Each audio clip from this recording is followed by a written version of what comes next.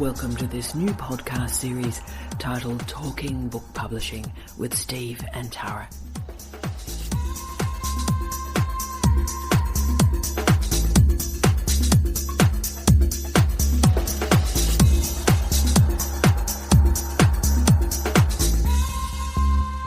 Hello, I'm Tara Brabazon. And I'm Steve Redhead. And welcome to Talking Book Publishing with Steve and Tara, Volume 10. Yes, the Request Collection. And this is our final one, I think, unless anybody else offers us some suggestions. But this is a great one, and it's a great one to finish on, and it's negative and depressing and really sad. But actually, I would argue, the most important thing, and we did leave it out, but my wonderful former colleague at the University of Bolton, Angela Tinwell. Do you remember lovely Angela? Yes, I do.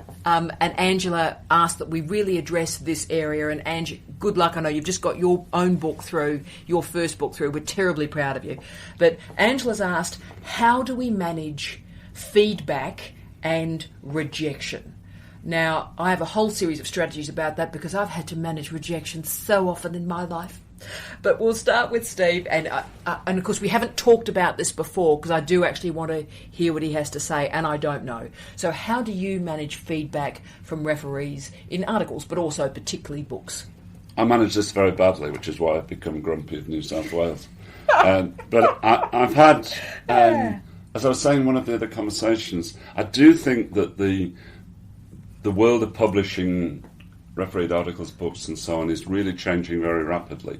And I think partly that's because there was a system of refereeing in journals and book publishing which atrophied, which became gatekeeping, which became about saying things about your mates. I really do, as I grow older, feel horrified about what actually happened in those, 2 or 3 decades.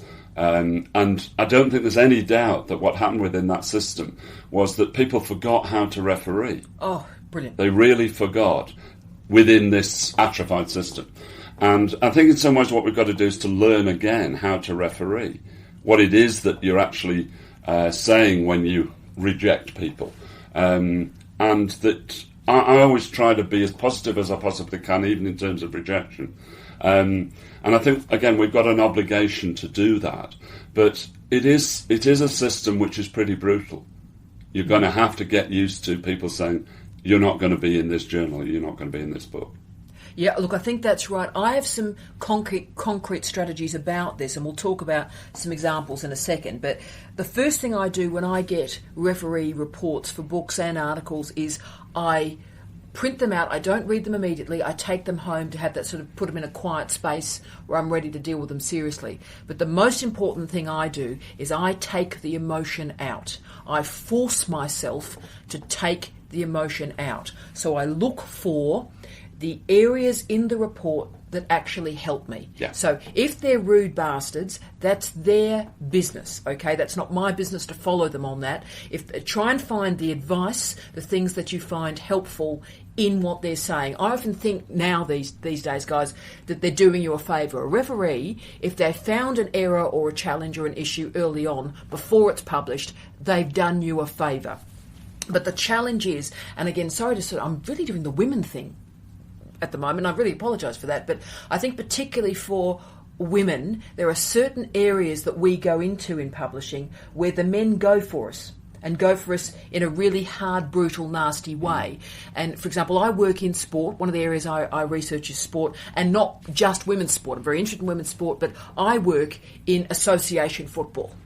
Okay, and you know exactly what I'm about to say, Steve. Early on in my career, when Steve and I actually just got married, I'd worked incredibly hard to write a refereed article on Perth Glory. First article on West Australian association football, refereed article, dealing with ethnicity, whiteness, all these areas in a concrete, clear fashion. And I put it into the Sports Journal. And do you remember the referee comments were just brutal, masculine, sexist. I mean, it was like, basically, you girl, you don't write on sport. We haven't thought of doing something like this, but, women don't write on association football in this country. And the three of them put it through as major corrections.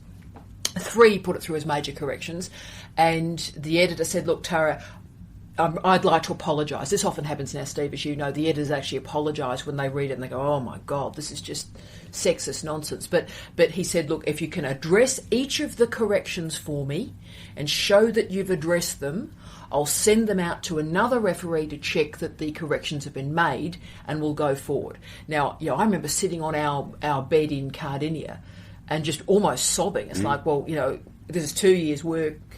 And what happens now? And you actually said to me, take the emotion out, do it paragraph at a time, make whatever correction you feel has the integrity of the piece and move forward. And I was able to get that piece through.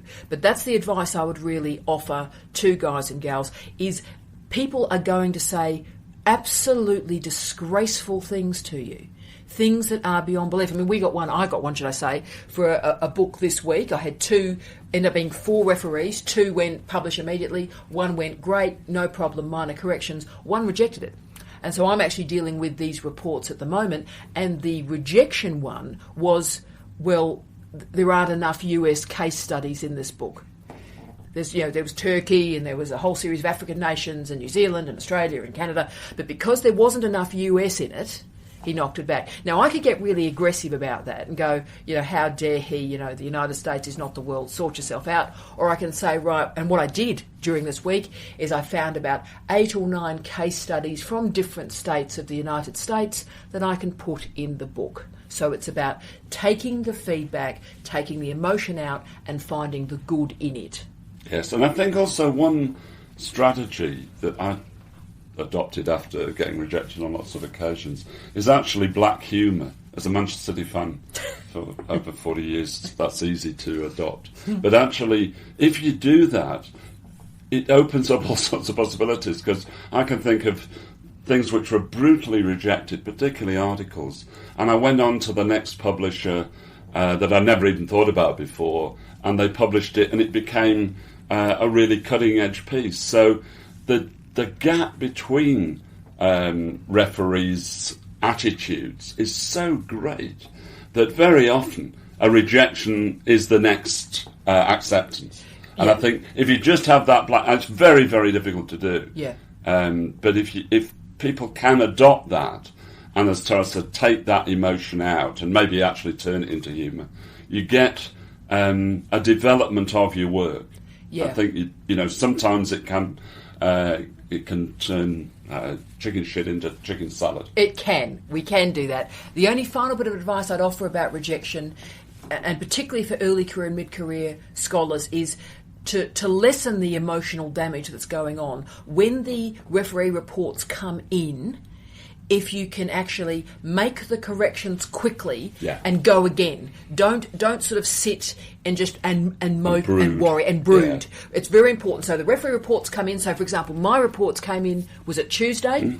Wednesday, Thursday, Friday, I printed out new material. I'm reading it today. Next week I make those corrections. And again, the publisher said, if you can just address what this bloke says, off we go again. But so literally within 2 weeks, I'll have the book addressed with all the different queries of the colleagues that have made it, but do it quickly. So in other words, don't end up with 6 refereed articles that have been rejected on your hard drive and go, oh look, I just can't face it again. Look at the reports, make the corrections and go again. And as Steve said, there are so many fantastic journals out there. Don't get wedded to, if I didn't get into this particular journal, it's not worth bothering about. That is just nonsense. And if anybody tells you that, you really have to think about their motivations, I think. Yeah, absolutely. So this is our number 10, Steve. Can we just thank all our wonderful guys and gals who gave us our new questions to address, and all the incredible people who have given us feedback from all over the world. We're so thankful, and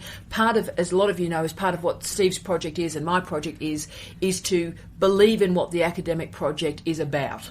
And it's not about sort of this ambitious sort of self-obsessed journey through to the stars. It's all about me. Part of what makes academic life important is about sharing, collective and collaborative work, and really improving knowledge. All of us are in the knowledge business, and it's about ensuring that all of us can find our best pathway to and through that knowledge business. So thank you so much for listening to them. Steve, thank you for putting up with your Misses for 10 podcasts. It's been great.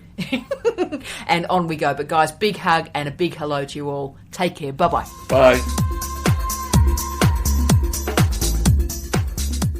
Thank you for listening to this podcast series on Talking Book Publishing with Steve and Tara. For further information, please feel free to contact us at Charles Sturt University.